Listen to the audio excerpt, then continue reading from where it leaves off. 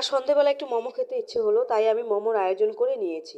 তোমরা দেখতেই পাচ্ছ এখানে আমি কি কি আয়োজন করে নিয়েছি। বাঁধাকপি কুচি, গাজর কুচি, চাটনি বানানোর জন্য শুকনো লঙ্কা, টমেটো, রসুন, এটা দিয়ে আমি চাটনি করব।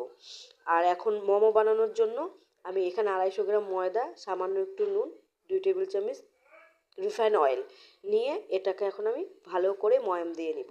ময়াম দেওয়ার পরে আমি হালকা অল্প অল্প করে জল দিচ্ছি আর এটা কিন্তু ছেনে নিচ্ছি। তো এটা যখন আমার পুরাপুরি ছেনা হয়ে যাবে, তোমরা দেখতেই পারবে একটা ডোর মতো তৈরি হবে। তো একটা ডোর মতো তৈরি করে রেখে আমি 10 মিনিটের মতো এটাকে রেখে দেব। 10 মিনিটের মতো রেখে দেওয়ার পরে এটার থেকে আমি ছোট্ট ছোট্ট করে লিচি কেটে নেব। তো এখন হয়ে গেছে আমার, তো আমি এটার থেকে এখন কিন্তু লিচি কেটে নিয়েছি। তোমরা দেখো কি সুন্দর লিচি কেটে নিয়েছি। তারপরে এটাকে আমি বেলবো, দেখতেই পাচ্ছ বেলে নিয়েছি। এখন সেই আমি মোমোর যে পুরটা হয় সেটা কিন্তু এটা এখানে দিয়ে নিলাম।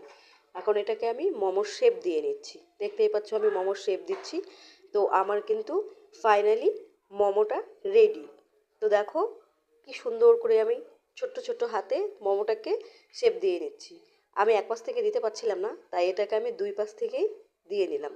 তোমাদেরও যদি এরকম অসুবিধা হয় তাহলে কিন্তু এইভাবে তোমরা করতে পারো। তো দেখো আমার কিন্তু খুব সুন্দর মোমোটা হয়ে গেল ক্লিয়ারলি। তো দেখতেই পাচ্ছ আমি এখানে আরও কতগুলো মোমো বানিয়ে রেখেছি।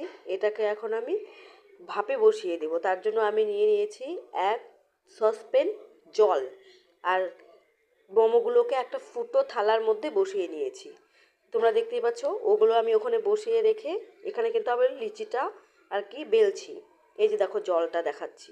এখন থালাটা আমি বসিয়ে দিলাম, এটাকে এখন একটা ঢাকনা দিয়ে চেপে দিব। তার মানে আরেকটা থালা দিব এর মধ্যে উপরে দিয়ে এটাকে চেপে দিব। চেপে দেওয়ার পরে 10 মিনিটের মতো সেদ্ধ করে আমার মোমো ফাইনালি রেডি।